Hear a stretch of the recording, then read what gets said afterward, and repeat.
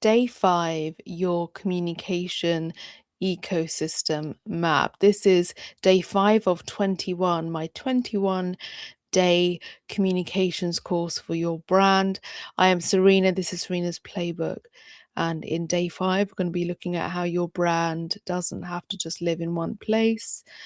There's your website, your social media, your email, your comment section, your DMs, and your in-person presence.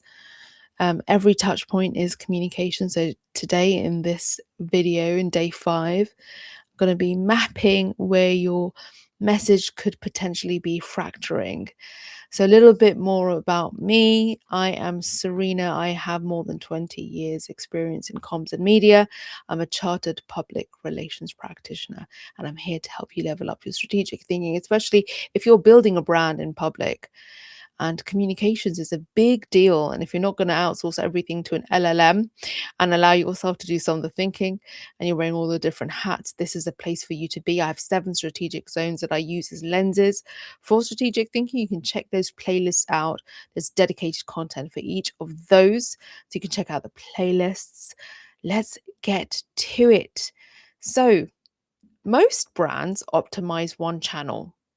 They focus a lot on one channel. I mean, we all do this. I probably focus a great deal more on YouTube than I do on anything else. And so when brands do this, they can end up ignoring others. You can be perfect on Instagram, but then terrible in your email responses. You could have super polished content and then be absolutely chaotic in your comment section, not be thought out and filtered enough. So this is like a brand with an ecosystem disconnect, and your audience will experience all of it. It's like if you were on Instagram, and sometimes on your Instagram story you can be a little bit more raw and unfiltered and real, and then your feed, your grid is a lot more manicured. But imagine if you were just kind of going too far on the raw side of things, and it's not what they would sort of come to expect of you. Or let's say you were an artist and you were sharing your sort of artistic process, and then all of your Instagram story is about politics. There's a disconnect there. The issue is, if there is inconsistency, if there is that kind of disconnect, it can erode trust, and that is not what you want as a brand owner. So here's a mechanism to look at your ecosystem. Okay, so you've got to look at your owned channels, the channels that you own, your website, your email, and then your content platforms. Look at your engagement channels, look at the comments, the DMs, your community spaces, if you have any, if you've begun to use them. For instance, I have a Patreon, I have a Substack, I have a Discord. Look at those sort of different community spaces.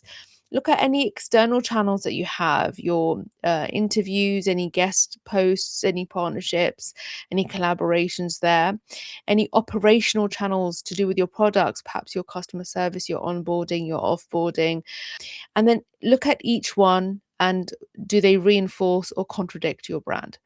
You've got to be really honest with yourself. I think that's been the theme of the days so far for this 21-day course, only available on YouTube. Please do subscribe and like if you haven't already. So common fracture points that could happen is polished content versus very rushed comment replies, for instance. Professional posts versus very defensive crisis responses. The worst. Lots of examples I can think of, but if I mention them all here, they'll date rather quickly. Inspiring messages versus very transactional sales emails. She rolls her eyes. Public brand voice versus private customer service tone, which is just, you would just lose me in an instant. And then you've got, gosh, what's another good one? Okay, this one is when a brand is built on the support of its audience, and then when an audience has a problem, you get super defensive with them and almost arrogant, as if you don't need them anymore. I'm sure there's examples of that all around. even in the music industry. Let me know in the comments if you know who I'm talking about, or whom, or sort of examples, like more than one. So why does this matter? Why does it matter for us to sort of look at these common fracture points? It's because people from sort of people they can form a brand perception from the weakest touch point in this ecosystem. Okay, so one bad experience can outweigh 10 good ones. So you've got to have this ecosystem thinking. You've got to manage this entire experience, this whole brand ecosystem experience. Don't just showcase the best moments either. You've got to think, this is the way that my audience is experiencing me, not just engaging with me, but experiencing me. So here are some steps that you can put in place. Okay, so list all your touch points first. Then we're going to score each of those touch points, and then we're going to identify your fracture points. And then step 4 is going to be picking one ecosystem to upgrade. So pause and pen and paper whenever you like. So first, list all your touch points. Where do people encounter your brand? Include obvious and overlooked ones. Any error messages, any auto replies, and then write them all down, even if it's with your email signature or out of office on your email. Okay. So step 2 is you've got to now score each of these touch points. Quality would be 1 to 5. How good is the experience? How consistent? 1 to 5. Does it match your voice? Does it match your values? And then attention, 1 to 5. How much effort do you put here? And then be brutally honest. Be brutally honest about it. Step 3 is identify your fracture points. Where are the biggest gaps? Where does quality drop off? Where does voice shift unexpectedly? These are your sort of weak links. Okay? Noted? Right. Step 4 will be pick one ecosystem to upgrade. Now, you can't fix everything at once. There's no way you can fix everything at once. So choose the highest impact fracture point, create standards for that touch point. And then here's an example. A DM response, a direct message, a DM response template. Have an email signature that's consistent each time.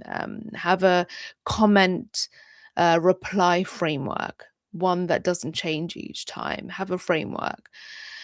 These are really important communications touch points. These are really important brand communications touch points, this entire ecosystem.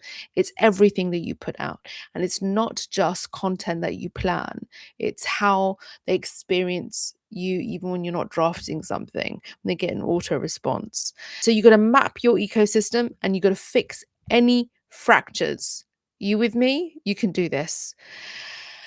We've got this. This is day 5. You're doing so well. If you checked out the other videos, fantastic. Stick with this. Subscribe if you haven't already. Turn on the alert bell. It'd be awesome. Tomorrow, we're going to look at stakeholder mapping for your communications. Who influences your audience's perception of you? Who does that? We're going to look at your stakeholders. I'm so appreciative of your time and attention, the most important things that you have, and the fact that you've given it to me. I really, really appreciate it. You can experience more of this. There's a video every Monday, and then there's bonus content such as these courses, which I will put out and have available seasonal periods. I'll add more content, especially when I know a lot of you are, having some off time. You'll be online more, looking to develop more. So I'll provide more content during those periods of time. You can also check out Think with Serena, the podcast, my podcast right here. There's a playlist there available. You could also find Think with Serena on other podcast platforms. Of course, you can tune into my commentary channel all about media and politics. I try and keep it as neutral as possible. I like to bring my systems thinking background, currently doing my postgrad. I like to bring that to the table more as well.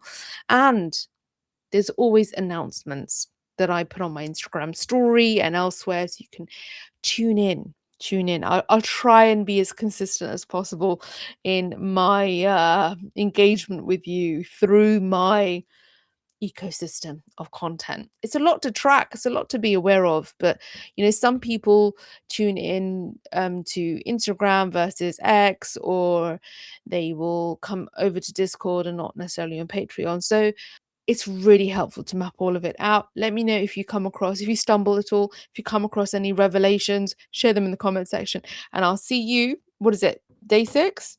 Yeah, I'll see you for day 6.